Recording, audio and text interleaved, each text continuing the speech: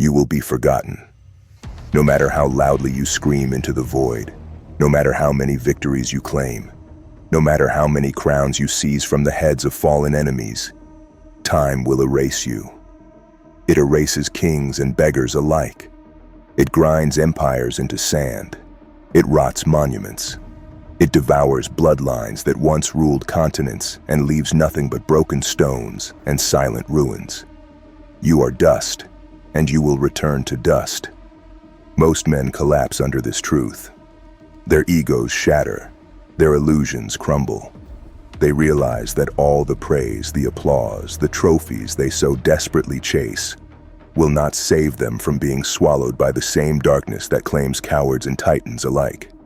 So they distract themselves. They numb the terror. They play games of pretend, convincing themselves that building shallow legacies will grant them immortality. But the winds of time are merciless. They care nothing for titles, medals, or eulogies whispered by fading tongues. The Shadow Army does not run from this truth.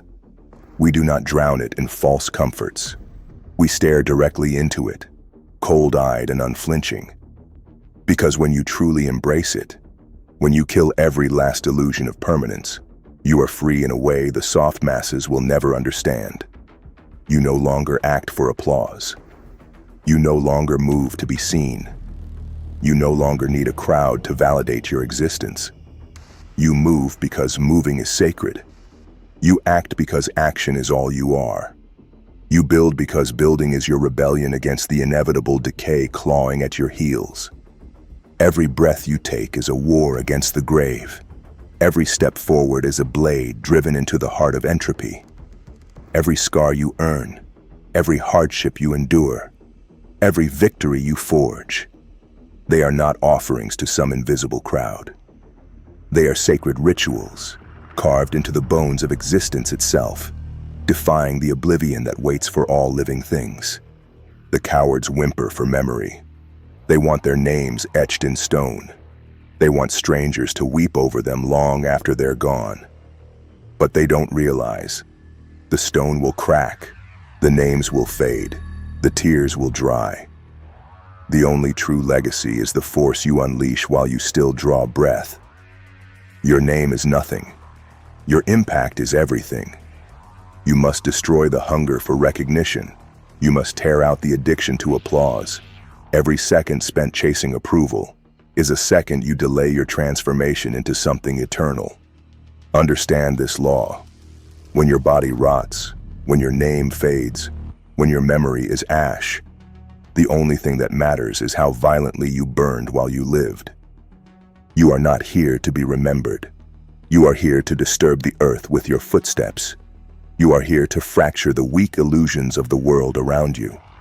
You are here to live in such a way that forgetting you becomes a burden too heavy for existence itself to carry. The kings of old were not immortalized by soft words or golden statues. They were immortalized because the ground itself still remembers their conquests. The rivers still whisper of their wars. The mountains still echo the rage of their march. You are no different. You must become an elemental force. Not a memory, but a movement, a rupture, a permanent scar on the face of time. Every man dies. Few ever truly live. Fewer still dominate the time they are given. You must kill the clock ticking in your mind. You must kill the comfort that tells you there's still time. There isn't. You are dying even now. Every second is stolen. Every breath is a rebellion. Every action you take must be weighted with the knowledge that it might be your last strike against the abyss. Stop waiting. Stop hesitating. Stop living like there will be a tomorrow where you finally become the savage you were born to be. There is only now. There is only this battlefield, burning under your feet, daring you to carve your mark before the final darkness falls. The cowards will tell you to plan for a future they may never see. They will preach caution and moderation. They will whisper fear dressed up as wisdom. Ignore them. Smash their whispers beneath your boots. live at such a velocity that the world itself strains to keep up with your shadow. You are not born to leave behind a sanitized memory. You were born to leave behind a battlefield. And when your bones are dust, when your name is buried under 1,000 years of new kings and new wars, there will still be echoes. Echoes of your will, echoes of your fire, echoes of the devastation you unleashed, simply by refusing to live as anything less than a god while your heart still beat. The weak will not understand you. They will call you reckless. They will call you arrogant. They will call you mad. Good. Let them. Their opinions will rot faster than their forgotten corpses. You are not here to be understood. You are here to burn so brightly that even the ashes remember your fury.